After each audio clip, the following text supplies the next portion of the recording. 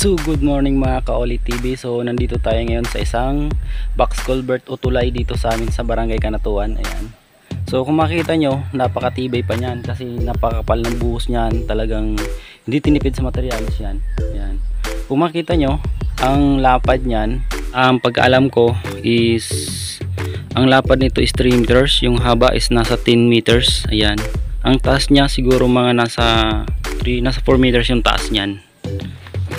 So ayan nga, naalala ko nang ginawa to is mga 2010.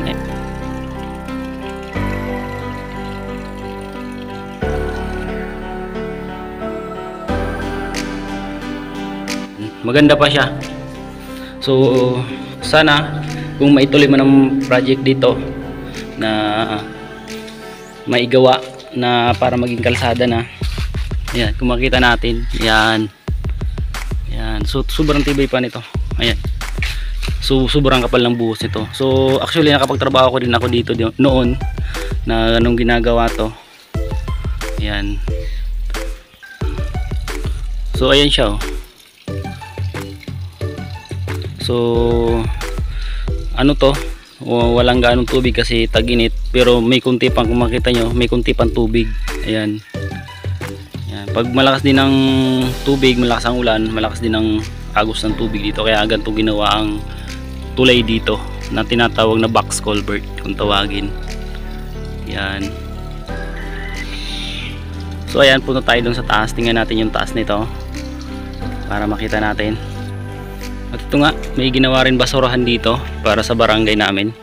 Ayan, dito tinatapon lahat ng basura. Ayan. Dito na ito sa dulo. So ito na nga yung itsura ng ibabaw dito. Ayan. So makita natin may mga tanim ng pinya. Ayan.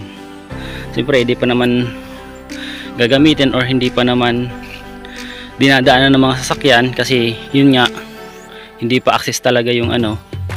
Kaya ginawa muna ng taniman. Ayan.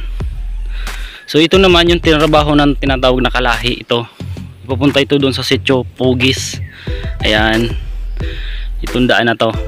Diretso yan, pupunta yan doon. Kung makita ito, may ginawa rin ditong basurahan. Hinukay nila para tambakan ng mga basura tulad ng mga pumpers. Diyan na yung mga anong basura. Dito na nilalagay.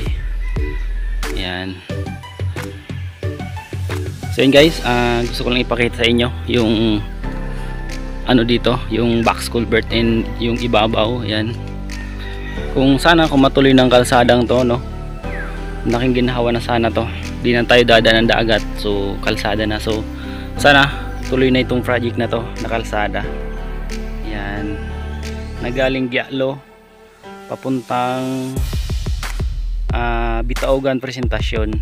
Yan, ito yung kalsadang ginagawa na hindi pa naituloy, hindi na naituloy dahil siguro sa kakulangan sa budget.